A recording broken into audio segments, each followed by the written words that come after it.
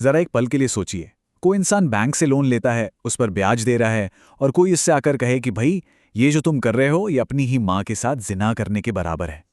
सुनकर ही कितना अजीब और सच कहूं तो घिनौना लगता है ना? आखिर एक फाइनेंशियल ट्रांजैक्शन की तुलना इतने भयानक गुनाह से कैसे की जा सकती है? तो आइए आज इसी की तह तक चलते हैं और इस पूरी बात को समझते हैं। ये एक ऐसी बात है जो अक्सर धार्मिक चर्चाओं में बड़े जोर शोर से कही जाती है, और ये तुलना लोगों को सच में चौंका देती है। और बस यहीं से हमारी आज की ये पड़ताल शुरू होती है। ये सवाल बिल्कुल जायज़ है, और हमारी इस पड़ताल का मकसद भी यही समझना है कि किसी धार्मिक उपदेश में इस्तेमाल की गई एक मिसाल यानी एक मेटाफर और एक ठोस कानूनी नियम के बीच असल में क्या फर्क होता है। तो चलिए सबसे पहले जड़ तक पहुंचते हैं। ये जो इतनी चौंकाने वाली तुलना है, ये आखिर आई कहां से, इसका सोर्स क्या है? तो देखिए, अक्सर जो उलेमा है यानी धार्मिक विद्वान, वो हदीस इब्ने माजा का हवाला देते हैं।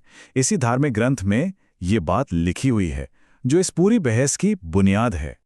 ये सिर्फ एक कही सुनी बात नहीं है, बल्कि एक ऐसा तर्क है जिसे दशकों से ब्याज के खिलाफ एक बहुत मजबूत हथियार की तरह इस्तेमाल किया जाता रहा है, इसे सीधे सीधे माँ के साथ जिना करने जैसे गुनाह के बराबर बताकर। और बस यहीं से मामला और भी दिलचस्प हो जाता है। जिन दस्तावेजों को हम देख रहे हैं वो खुद मानते हैं कि ये हदीस प्रामाणिक है, ऑथेंटिक है। तो सवाल ये है कि अगर बात साफ साफ एक ग्रंथ में लिखी है और वो ऑथेंटिक भी है, तो फिर इस पे इतनी बहस क्यों है? इसे शब्द दर शब्द सच क्यों नहीं मान लिया जाता? ये एक बहुत ही जबरदस्त सवाल है, और यहीं पर रिसर्चर्स अपना सबसे बड़ा तर्क सामने रखते हैं। वो हदीस के होने पर सवाल नहीं उठाते, बल्कि उसे समझने के तरीके पर सवाल उठाते हैं। और इस फर्क को समझने के लिए हमें तजबीह के कॉन्सेप्ट को समझना होगा। रिसर्चर्स साफ कहते हैं कि यह हदीस कोई लीगल ड्राफ्ट नहीं है जिसे अदालत में सजा सुनाने के लिए लिखा गया हो। यह बस एक तशबीह है, एक मेटाफर। इसका मकसद था लोगों को एक बहुत ही ताकतवर और चौंकाने वाली मिसाल देकर किसी गलत काम से रोकना। इसको एक बहुत ही आसान उदाहरण से समझते हैं जो हम अपनी रोजमर्रा की जिंदगी में इस्तेमाल करते हैं। इसका मतलब ये थोड़ी नहीं होता ना कि उस इंसान ने सच में मौत को कोई इनविटेशन कार्ड भेजा है। ये तो बस उस काम के खतरनाक होने की गंभीरता को समझाने का एक तरीका है। बिल्कुल, ये एक साइकोलॉजिकल डिटेरेंट है। उस जमाने में सूदखोरी समाज को अंदर से खोखला कर रही थी, तो उस बुराई की गंभीरता समझाने के लिए एक ऐसी मिसाल दी गई जो इंसान की आत्मा को अंदर तक झकझोर दे। मकसद कानूनी बराबरी करना नहीं था, बल्कि समाज को एक बड़े नुकसान से बचाना था। देखिए, जब कोई उपदेशक मिसाल देता है तो उसका मकसद इमोशनल होता है, लेकिन जब एक जज कुर्सी पर बैठता है तो वो भावनाओं पर नहीं, बल्कि कानून की साफ साफ कैटेगरीज पर काम करता है। और यहीं पर हमें इस्लामिक न्याय व्यवस्था के दो बहुत ज़रूरी लीगल कॉन्सेप्ट्स को समझना होगा, हद और ताज़ीर। तो पहली कैटेगरी है हद।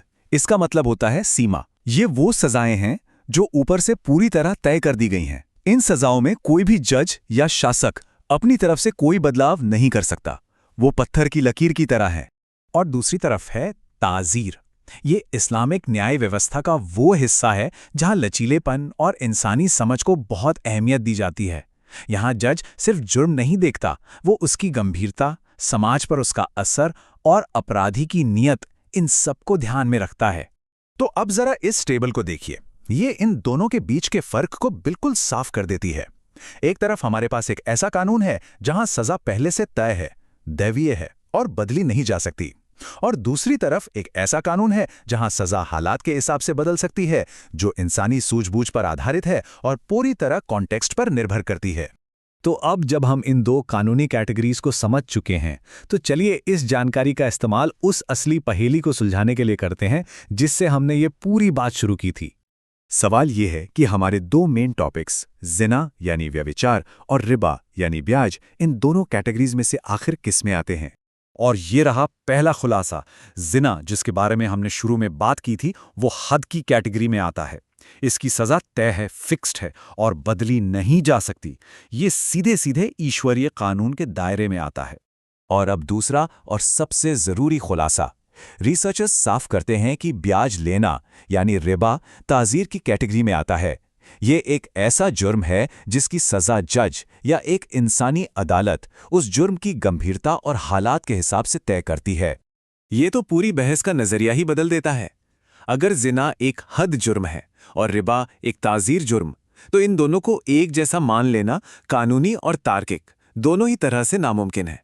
आप इन दोनों को किसी भी तरह एक ही तराजू में तौल ही नहीं सकते। ये तो न्याय व्यवस्था के दो अलग अलग बुनियादी सिद्धांतों को आपस में भिड़ाने जैसा है। इस पूरी रिसर्च का सबसे बड़ा योगदान ये है कि यह हमें शब्दों के मतलब और उनके पीछे की कानूनी भावना के बीच फ़र्क करना सिखाती है। तो चलिए देखते हैं कि हम इससे आज के लिए क्या सबक ले सकते हैं। सबसे बड़ा सबक ये है कि ज्ञान तभी काम आता है जब उसे सही कॉन्टेक्स्ट में समझा जाए। किसी भी बात को आंख मूंद कर मान लेने से पहले ये जानना बहुत ज़रूरी है कि वो बात आखिर किस मकसद से कही गई थी। खासकर आज के सोशल मीडिया के ज़माने में, जब जानकारी बहुत तेज़ी से फैलती है, ये रिसर्च हमें क्रिटिकल थिंकिंग का एक बेहतरीन उदाहरण देती है। हमें ये सवाल करना सीखना होगा, क्या ये कानून की किताब का कोई सख्त नियम है या ये लोगों को जागरूक करने के लिए इस्तेमाल की गई एक मिसाल है। और ये पड़ताल हमें एक बहुत गहरे सवाल के साथ छोड़ जाती है। हमारे समाज में, हमारी मान्यताओं में ऐसी और कितनी पुरानी बातें होंगी जिनका हम आज आंख बंद करके पालन कर रहे हैं। कितने ऐसे नियम होंगे जिन्हें आज एक अटल कानून की तरह लागू किया जा रहा है, जबकि हो सकता है कि वो असल में सिर्फ किसी गहरे नैतिक संदेश को समझाने के लिए गढ़ी गई मिसालें हों। यकीनन ये एक ऐसी बात है जिस पे हर किसी को खुद से सवाल जरूर करना चाहिए।